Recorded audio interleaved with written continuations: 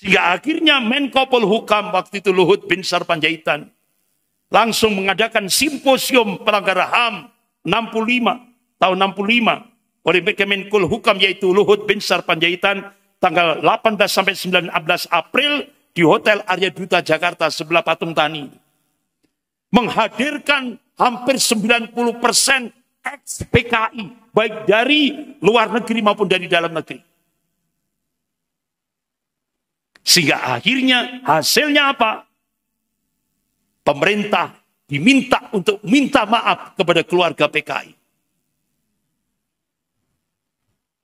Dan pemerintah wajib merubah sejarah. Pelaku harus dirubah jadi korban. Korban harus dirubah jadi pelaku. Kira-kira dilaksanakan enggak? Dilaksanakan. Sudah. Sehingga sekarang PKI yang jadi pelaku pemberontakan sekarang jadi korban. Yang korban yang umat Islam dan TNI yang dibantai, 6 jenderal dan 1 perwira yang dibantai, itu sekarang dirubah jadi pelaku pemberontakan. Astagfirullah.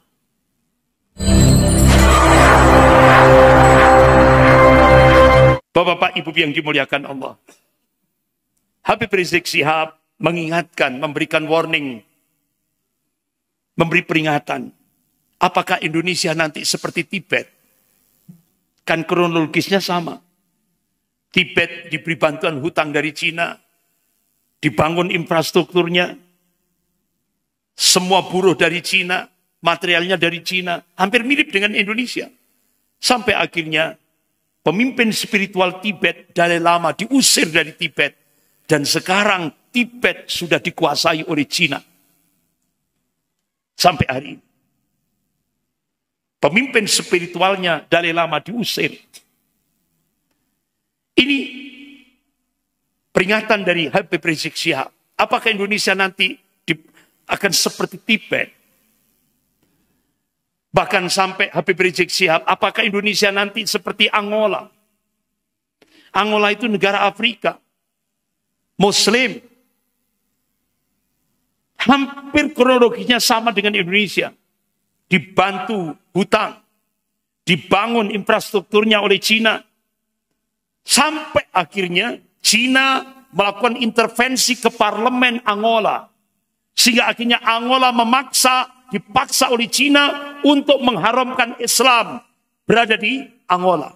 Sehingga akhirnya Angola satu-satu negara pertama seluruh dunia yang mengharamkan Islam. Sehingga akhirnya ribuan masjid dibongkar, diratakan dengan tanah. Lembaga-lembaga pendidikan Islam dihancurkan di Angola. Bahkan umat Islam sholat di jalan tetap ditembak. Apakah Indonesia nanti diperlakukan seperti Angola? Ini. Bahkan Habib Rizik Syihab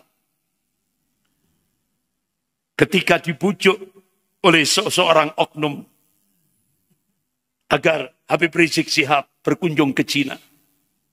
Habib Rizik Syihab menolak dengan halus. Ya kan?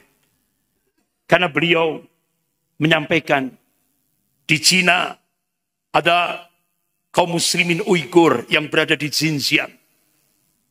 Kenapa Cina melakukan genosida, pemusnahan massal kaum muslimin di Uighur?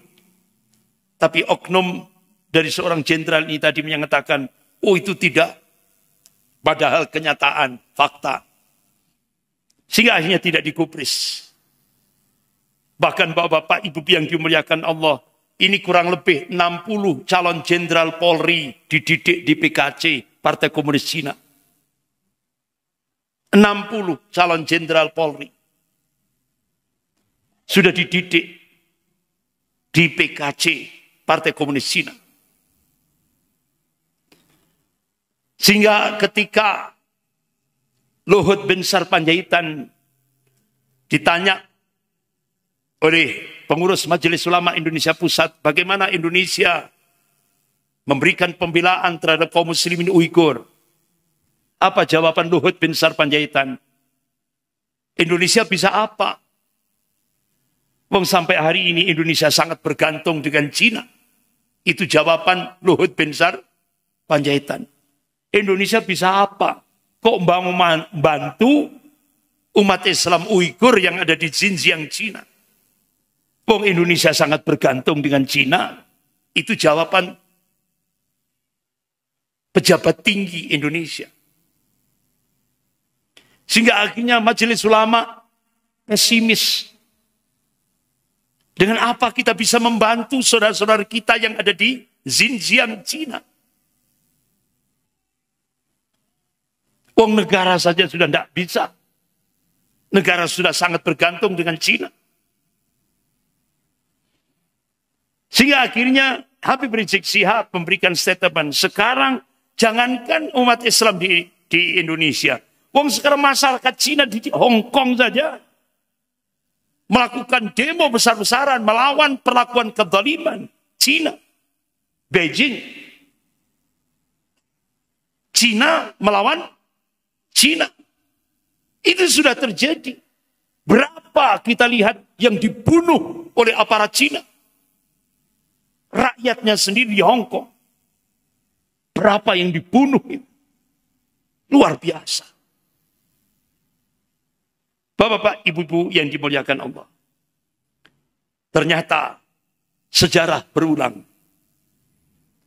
Apa yang diungkap oleh Habib Rizik Syihab? Sebuah konspirasi antara Cina dan mafia Taipan. Mafia Taipan itu apa bahasa di Indonesia? Oligarki. Ya kan? 9 naga. Meresmikan monumen perjuangan Laskar Tiongkok di Taman Mini Indonesia Indah. Ini tahap awal. Yang meresmikan Menteri Dalam Negeri Pak Cahyokumolo dari PDIP. Jadi Pak Cahyokumolo pidato ketika memberikan sambutan peresmian monumen Laskar Tiongkok di Taman Mini Indonesia Indah. Jadi monumen ini sangat penting karena mengingatkan siapa leluhur kita. Jadi kata Menteri Dalam Negeri, leluhur bangsa Indonesia itu Cina. Benar enggak? Langsung saya ambil kaca, Pak. Lah Pak Dewi ini coklat. Mripate yombo. Tapi Menteri Dalam Negeri pidato, leluhur kita itu Cina. Nenek moyang kita itu Cina. Nah kalau nenek moyang kita Cina, kita kan sipit semua. Wong awak dhewe ombo kabeh. Iya kan? Astagfirullah. Kita dikadali oleh Menteri Dalam Negeri. Jadi Laskar Cina Tiongkok di Taman Mini Indonesia ini disebut oleh Menteri Dalam Negeri itu dia berjuang melawan penjajah. Jadi Laskar Cina Poh Antui itu kata Menteri Dalam Negeri itu pahlawan. Astagfirullah. Itu baca buku sejarah dari mana? Sekelas Menteri Dalam Negeri. Baca buku sejarah dari mana? Akhirnya Habib Rizik Syihab marah itu. Hancurkan patung Laskar Poh Antui di Taman Mini Indonesia itu. Karena PKI dilarang oleh TAP MPRS No 25 tahun 66. KUHP pasal 107 A, B, C, D, E. Tapi kenapa Menteri Dalam Negeri Cahyokumolo meresmikan patung Laskar Cina Komunis yang dikatakan pahlawan? Padahal Laskar Cina Poh Antui itu bentukan penjajah Belanda dijadikan alat oleh penjajah untuk mematai-matai pribumi Indonesia. Bahkan tidak segan-segan pribumi yang tidak mau bayar upeti dibunuh. Bahkan wanita-wanita pribumi diperkosa dengan cara biadab. Itu sejarah kebiadaban Laskar Cina Poh Antui. Loh kok menurut Menteri Dalam Negeri dikatakan pahlawan? Ini mungkin waktu dapat pelajaran sejarah dari gurunya ngantuk mungkin Pak. Atau tertidur gitu. Ini selevel menteri dalam negeri. Kok nggak bisa baca sejarah? Laskar Cina Po Antui kok dikatakan pahlawan. Padahal itu penjajah. Alat penjajah Belanda untuk menghancurkan pribumi. Astagfirullah. Bahkan bapak-bapak, ibu yang dimuliakan Allah, di Terminal 3 Bandara Soekarno-Hatta, Cengkareng, Jakarta, terpampang foto baliho besar. Jadi sekarang Musa dan DNID dijadikan pahlawan. Aneh kan? Wong Musa Pak, DNID itu tuh pemberontak. Pemberontak PKI. Kok sekarang jadi pahlawan? Astagfirullah. Ini zaman edan ini. Coba, ini di Bandara Soekarno-Hatta. Ini kan Soekarno, ini Muhammad Hatta, ini pahlawan-pahlawan di Indonesia. Lu kok tengahnya di bawah, ini sebelahnya ada Hadratus Syekh Hasyim Asy'ari, ya kan? Ada Kiai Haji Ahmad Dahlan. Lu kok di bawahnya ini ada Musa dan ada DNID. Jadi DNID sama Musa sekarang dijadikan pahlawan. Jadi ini nampak Pak. Komunis gaya baru sudah bangkit di Indonesia. Sehingga akhirnya tokoh-tokoh ulama minta baliho yang ada di Bandara Soekarno-Hatta Terminal 3 turunkan. Akhirnya alhamdulillah diturunkan. Besar Pak. Itu kalau ada pesawat dari luar negeri landing itu kelihatan nampak sekali. Jadi sekarang ada sejarah baru. Musa dan DNID itu pahlawan Indonesia. Astagfirullah. Jadi pelaku sekarang jadi pahlawan. Pelaku pemberontakan sekarang jadi pahlawan. Bapak-bapak, ibu-ibu yang dimuliakan Allah. Sehingga akhirnya Menko Polhukam waktu itu Luhut bin Sarpanjaitan langsung mengadakan simposium pelanggar HAM 65 tahun 65 oleh Kemenkul Hukam yaitu Luhut bin Sarpanjaitan tanggal 18 sampai 19 April di Hotel Arya Duta Jakarta sebelah Patung Tani. Menghadirkan hampir 90% ex-PKI baik dari luar negeri maupun dari dalam negeri. Sehingga akhirnya hasilnya apa? Pemerintah diminta untuk minta maaf kepada keluarga PKI. Dan pemerintah wajib merubah sejarah. Pelaku harus dirubah jadi korban. Korban harus dirubah jadi pelaku. Kira-kira dilaksanakan enggak? Dilaksanakan. Sudah. Sehingga sekarang PKI yang jadi pelaku pemberontakan sekarang jadi korban. Yang korban yang umat Islam dan TNI yang dibantai, 6 jenderal dan 1 perwira yang dibantai, itu sekarang dirubah jadi pelaku pemberontakan. Astagfirullah. Sehingga muncullah keputusan Presiden nomor 17 tahun 2022. Muncullah Inpres nomor 2 tahun 2023. Sehingga akhirnya 5.000 keluarga PKI didapat kompensasi, disantuni oleh negara. Dan itu sudah diberikan oleh Mensesnek. Pak Pramono, kira-kira muncul berita enggak? Diekspos enggak? Dirahasiakan. Astagfirullah. Sehingga begitu Luhut bin Sarpanjaitan waktu itu jadi Menko Polhukam, belum Profesor Mahfud MD, waktu itu yang jadi Menko Polhukam Luhut mengadakan simposium PKI. Akhirnya Letnan Jenderal Purnawiran Kiki Sanagri mengumpulkan beberapa jenderal purnawirawan dan mengumpulkan tokoh-tokoh ulama di Keramat Raya 45, yaitu di tempat kantornya Bapak Muhammad Natsir, pencetus NKRI, untuk mengingat kembali bagaimana perjuangan pahlawan kita untuk membentuk negara kesatuan Republik Indonesia, sehingga akhirnya dimunculkan simposium tandingan, yaitu pada tanggal 2 Juni 2016. Waktu itu saya dapat undangan lewat WhatsApp. Jadi waktu itu yang diminta untuk memberikan presentasi yaitu Bapak Kiai Haji Hasyim Mujadi, Allahumma yarham, tetangga saya di Jalan Cengger Ayam. Saya kan di Candi Agung, dekat. Nah itu.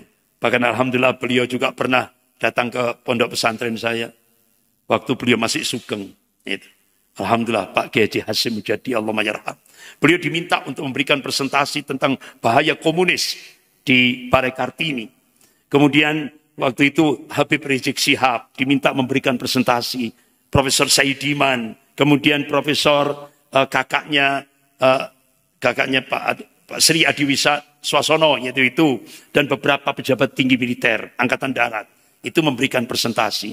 Bahkan di luar dugaan H-1 saya dapat undangan lagi lewat WA, tidak tahunya yang pasang badan, artinya ini simposium di luar pemerintah, simposium tandingan, tidak tanggung-tanggung.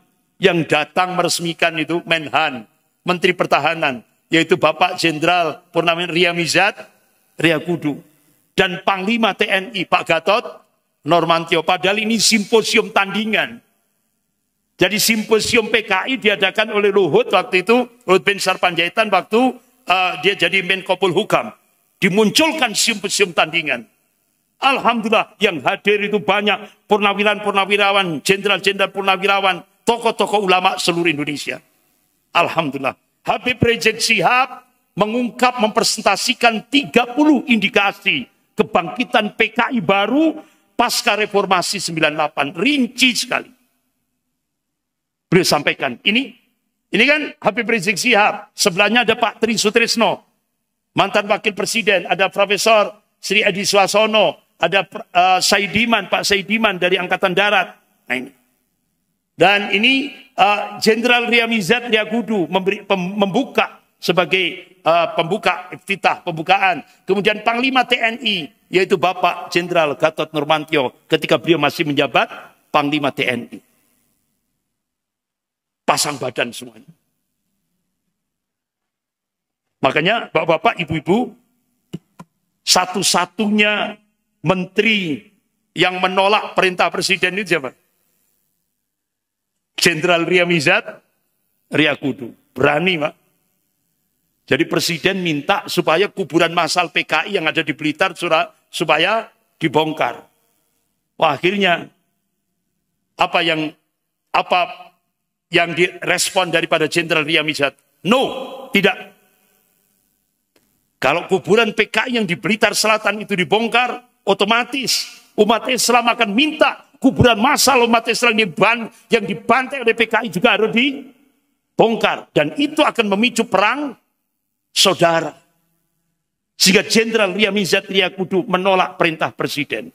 Satu-satunya menteri yang menolak perintah presiden waktu itu. Sehingga tidak terjadi pembongkaran kuburan massal yang ada di Blitar Selatan.